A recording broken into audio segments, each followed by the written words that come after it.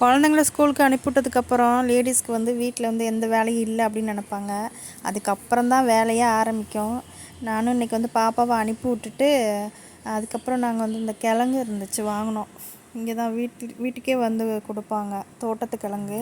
அதை நாங்கள் வாங்கியிருந்தோம். நானும் அப்புறம் அத்தையும் அதை குக் பண்ணி சாப்பிட்டுட்டு கையோட தோசையும் ஊற்றி கொடுத்துட்டு நான் சரி ஓகே சாப்பிட்லாம் அப்படின்னு பார்த்தேன்.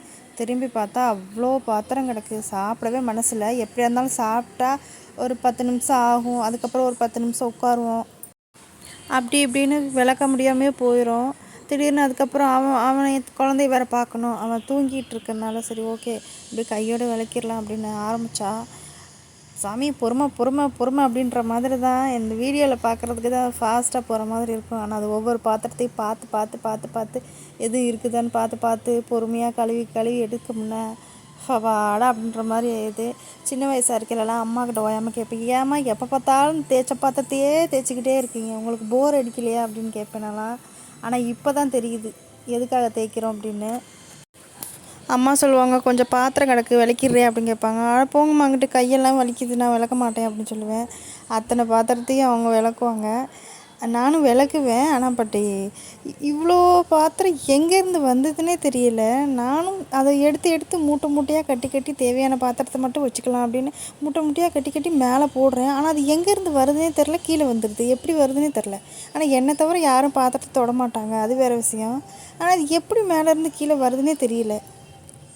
நான் தான் எடுக்கிறேன், ஆனால் எதுக்கு எடுக்கிறேன்? அதை எடுத்து நான் திரும்பி ஏன் வைக்க மாட்டேங்கிறேன் அப்படின்னு எனக்கு ஒன்றுமே புரிய மாட்டேங்குது. ஒரு வழியாக இருக்கிற பாத்திரத்தெல்லாம் விளக்கிட்டு சபாடா அதுக்கப்புறமா அது உட்காரலாமா அப்படின்னு பார்த்தா அங்கிட்டு திரும்பி பார்த்தா அது அங்கிட்டு அப்படியே குமிஞ்சு கிடக்கும் விளக்குனது. சரி ரைட்டு அப்படின்ட்டு கையோட அதையும் எடுத்து வச்சிடலாம் அப்படின்னா அதையும் எடுத்து வச்சுட்டு அந்த இடத்த ஃபுல்லாக காலி பண்ணால் தான் மனசுக்கு நிம்மதியாக இருக்கும். அப்புறம் தான் வந்து உட்காந்தாலும் கொஞ்சம் திருப்தியாக இருக்கும் மனசுக்கு. அப்பாடா கிச்சனில் எல்லா வேலையும் முடிஞ்சிருச்சு அப்படின்னு.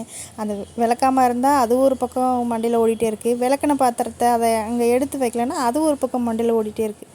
சபா கண்டதை கலையை யோசிச்சே நம்ம வாழ்க்கை அப்படியே போயிருமோன்னு தோணுது. இத்தனை பாத்திரத்தை விளக்கிட்டு எடுத்து வச்சுட்டு மணியை பார்த்தா மணி 11:15 ஆயிடுச்சு. இதுக்கப்புறம் தான் நான் காலை சாப்பாடே சாப்பிட்ணும். காலை சாப்பாடு சாப்பிட்டு அதுக்கப்புறம் தான் நான் மதிய சாப்பாடு சாப்பிட்ணும். இப்படி இருந்தால் தான் நம்ம மனசுக்கு திருப்தியாக இருக்குது. ஓகே ஃப்ரெண்ட்ஸ், பாய்.